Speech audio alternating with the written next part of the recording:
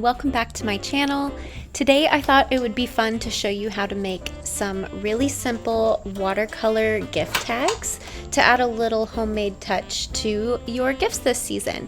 So you'll need just a few items to get started, and I like to cut my watercolor paper down to whatever size you like. I ended up using a business card to kind of help me decide what size to cut these to. And then you're just going to dip your brush into a red color and start doing a few little circles, and then just leave a little hint of a highlight on the outer edge there. And you can be really slow with this. I didn't speed this part up because I wanted you to see how much time it takes to truly make a nice little circle, and they don't have to be perfect. I think it really adds that handmade charm to your items when they're not entirely perfect. So go ahead and fill this in with your red paint to make the start of some little holly berries. And then after you've done that, make sure you rinse your brush out really well. And then we're gonna go in and add some leaves. So to do this, you'll want to mix up a green color that you like. I ended up doing one of my darker green shades and then adding a little brown into it to make it a rich, darker green that I was going for. And if you have a little scrap piece of watercolor paper or regular paper, that's a great way to swatch your color to make sure that it is the shade that you want before you start painting on your actual piece. So now that I'm happy with that color, I'm gonna go in and just make a few little swoopy lines to create the leaves. And again, this does not have to be perfect. You just go in and do it really slowly. And then as you see here, like I wasn't entirely happy with the end of that leaf, so I ended up going back over it and then just filling it in. So once you have the general outline of your leaf, just go ahead and dab your brush to fill that leaf in. And then you're just going to repeat the same on the opposite corner. Add another little leaf. And again, these are not perfect, but that is what makes it look kind of rustic and handmade, which is really nice. And then just do the same thing on the opposite corner. And in this one, I touched the brush to that wet little bit of red there, and it actually bled into the green, which looked kind of cool. So again, that's something you can do if you want to have it bleed into another color. If you don't want it to do that, just be careful not to touch your green paint into your red paint while it's still wet, because it will bleed like that. But I kind of like it. I think it looks neat. So just fill in your leaf, and you don't even have to fill every part of it in. I left a little bit of white patches there. And then this is completely optional, but I decided I wanted to add a little border, so I just dipped into that green and I just did a little wavy line all the way around. And I apologize, I did not realize that this was out of the camera view. But you can see here in the corner what I was doing. Just a little wiggly line from one corner leading up to the leaf. And then that's it for the holly one.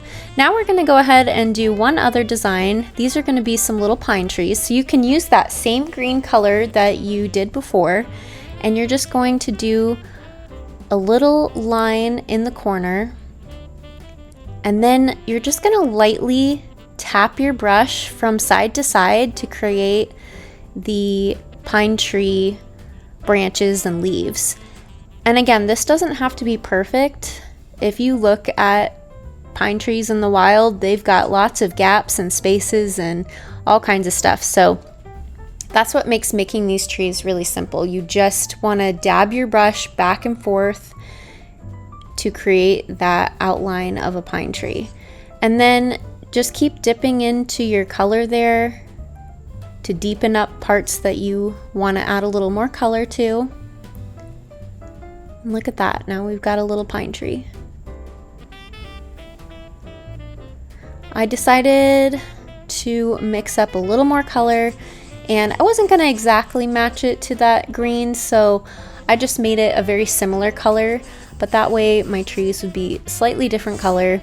And here I am just swatching it again to make sure it's a good shade that I like. And then just repeat the process. Do a little line for your guide, and then dip your brush up and down on the page to create your pine tree. Just a little back and forth motion.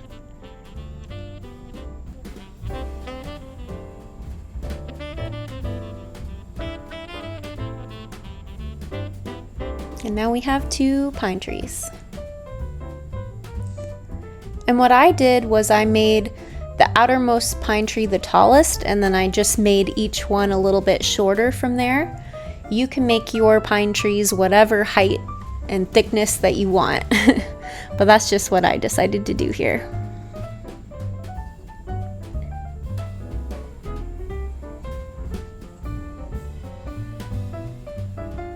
So it looks really good at this point.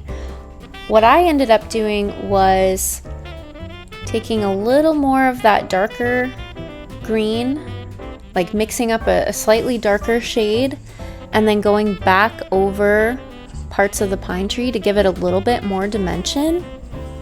This is completely optional if you don't want to do that.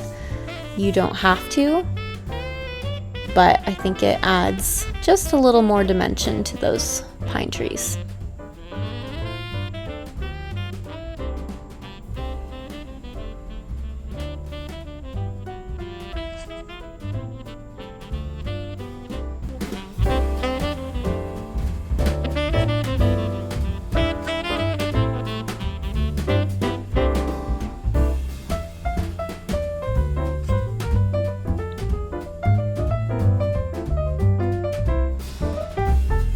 I think that looks really good.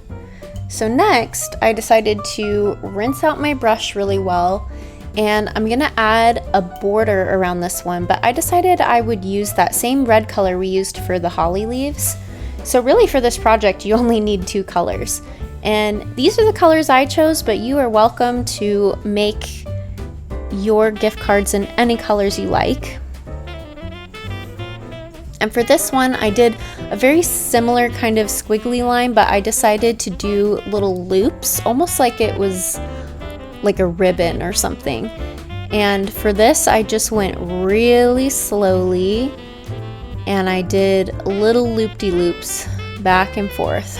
I apologize, you can't really see it here with my hand blocking it, but just little loops back and forth along the edges. And you can do it in whatever way you like. You can also just do straight lines if you don't want to do the little squiggly lines. And then as my paint started to thin out, I just dipped in again, went back over some of the areas that I wanted to darken a little bit. And again, just do this really slowly all the way around.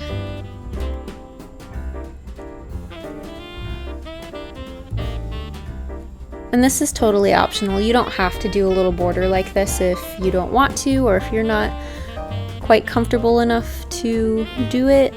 But I think it just adds a little extra to the gift tag.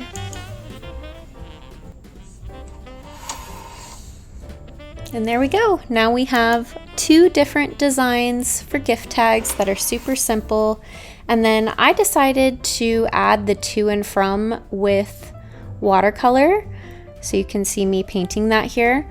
But if you don't want to do it with a paintbrush, you can use a pen, a pencil, a marker, any kind of item that you want. I like using these micron pens because they're waterproof.